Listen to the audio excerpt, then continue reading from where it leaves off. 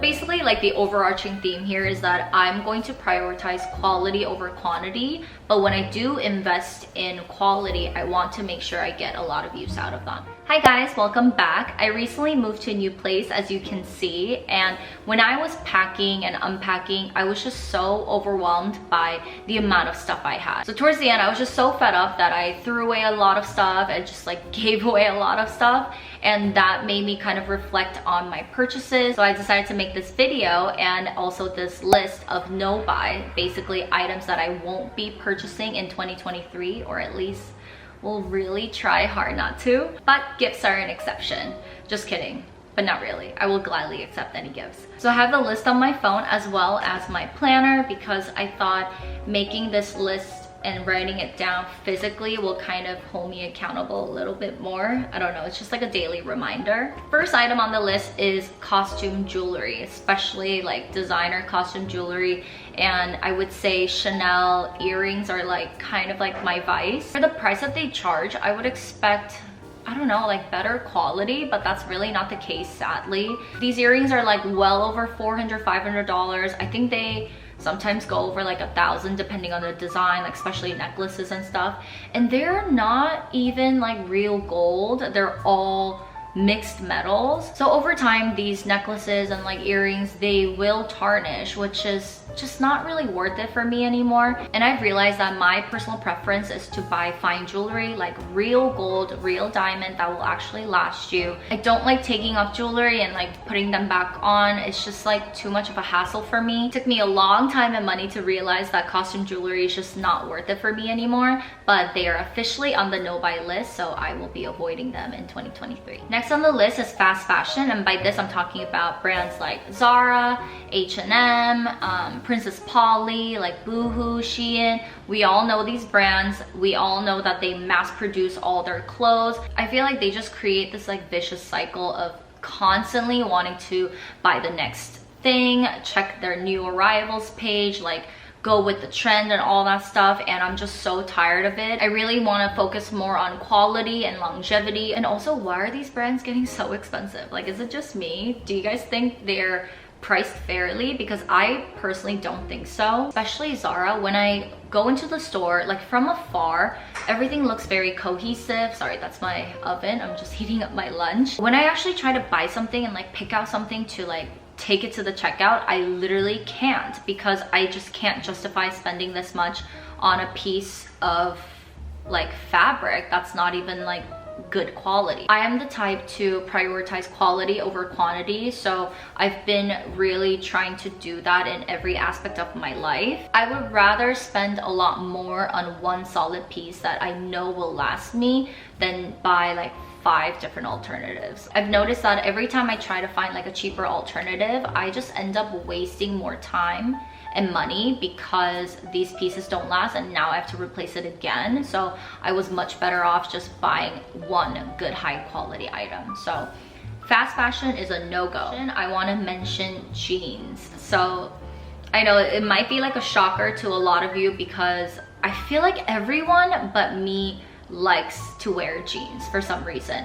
At one point, I think I had, I don't know, like 50 pairs of pants, mostly jeans, in my closet, and I just never even reach for them. It takes a lot of time and effort and also money for me to find a good pair of jeans. Normally don't really fit me the way I want them to, so I end up having to get them like tailored or something, so that's extra cost right there. They're also not very comfy. I don't think they're that flattering on me, so it's just like a whole mess. And I've also found myself reaching for leather pieces a lot more. I feel like leather pieces just really elevate your look a little bit more. You look more put together. You don't look too casual compared to like a blue denim. And at this point in my life, I feel like I already have enough jeans, so I don't think I need any more. Next item is glittery eyeshadows. Glittery or like shimmery brown eyeshadows are like, oh my god, my obsession, like my addiction. I don't even know, for the past like 10 plus years, when I see a good shimmery brown eyeshadow, I just can't say no. So I just end up with a whole drawer filled with brown eyeshadows. And even last year, I don't know what's wrong with me, I got 2 Chanel eyeshadow quads because of the tweed collection. Like, the eyeshadows have that tweed texture. And this one I got way in the beginning of the year. This is like the Mediterranean one. This had, again, like the stupid texture that I'm like so into. And by texture, I mean like the design on the eyeshadow. So once you start using the shadow, they just go away. Like they don't do anything other than looking pretty, of course. The problem with especially Chanel eyeshadows is that when you buy a whole palette, like a quad like this, it's all shimmer or nothing. I always have to have some kind of matte eyeshadow as like a base and like a foundation for my eye look. So I can't just really travel with one quad. Like I need to bring something else, because the older I get, I've noticed that I tend to prefer matte eyeshadows a little bit more. I think it just looks more natural and it just doesn't look too much, because when your whole eyeballs are just like really shimmery and like glittery, like I don't know, I feel like it makes your skin texture more highlighted. So when you're not having the best skin day, it's just not a good thing to do. But don't get me wrong, these shadows are beautiful. Chanel does amazing glittery shades, so all their eyeshadows just sparkle so much in the light, in the flash, like everything. So I love them, but I don't think I need another one is what I'm saying. Next, I want to talk about shoes. So first thing I wanted to talk about is designer shoes that are very special occasion shoes that are only going to be worn like once or twice a year. I want to stop buying those because they're, first of all, because they're designer shoes, they're very, very expensive. They're well over like $1,000 for like nice heels or something like that, especially with tax and everything. So that's a lot of money on shoes just so you can wear them maybe once or twice. At the back of my mind right now, I have the Manolo Blahnik Hang-Easies, and like it pains me to talk about that because I love them so much. I have the classic blue pair that we all know and love, and don't get me wrong, like I really do want to get them in multiple colors. I already have like 2 on my wish list, but I just can't justify it anymore because I just don't have too many occasions to wear regular pumps to. And these Hang-Easies are not just regular pumps, they're satin, so they're so much more delicate.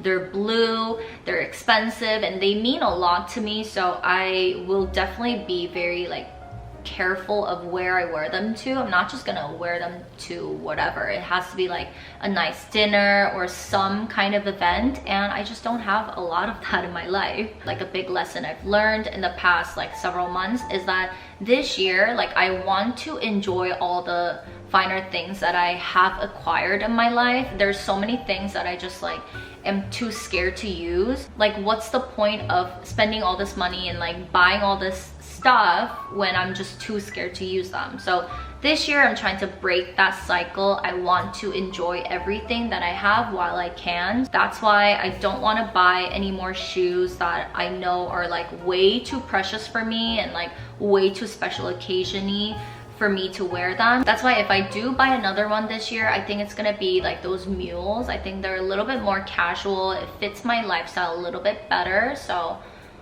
yeah, but still, like the satin material, like I cannot. The next category is also shoes, but it's kind of like the direct opposite of what I just talked about. In 2023, I want to avoid buying really like low quality shoes. So basically, like the overarching theme here is that I'm going to prioritize quality over quantity, but when I do invest in quality, I want to make sure I get a lot of use out of them. So super affordable shoes, especially if I have like a nicer version of it, I've noticed that I just don't reach for it and they just end up collecting dust in the closet, which is like so sad and like just a huge waste of money. Even if it's like very affordable, like those things add up. Clubbing shoes, for instance, like I know I'm not gonna spend a ton of money on them because I know they're going to get wrecked no matter what. So I'll try to stay within like the medium range, like good shoes that look good but not too expensive. And personally, I really strongly believe that shoes can either make or break your outfit. This kind of ties in with the whole fast fashion thing where I would rather spend a little bit more and splurge on one big item than buy 5 different alternatives that I'm probably not gonna wear after like one use or one wear. I don't want to do that. The last category I have is designer scarves. If I lived in the East Coast and I get like a proper winter time, this would not be on the list. But because I live in California and the only time I've noticed wearing or reaching for my scarves is when I go to a colder climate, because of that, I think I need to stop buying scarves. I think I have enough. Like, I have 2 acne ones, 2 or 3 Burberry ones. Like, I just also gifted my boyfriend a Dior one that I ended up wearing a lot more. So I think I have enough, and they also take up a lot of space because they're all like cashmere and wool. Like, I want to make sure they're, you know, stored properly as well. So I end up having to store them all year round just to wear them like maybe once or twice a year, which is kind of ridiculous. So I want to stop doing that. So those are all the things that I'm gonna try my best not to buy this year. Let me know if you have any on your no buy list, and I will see you on my next one. Bye.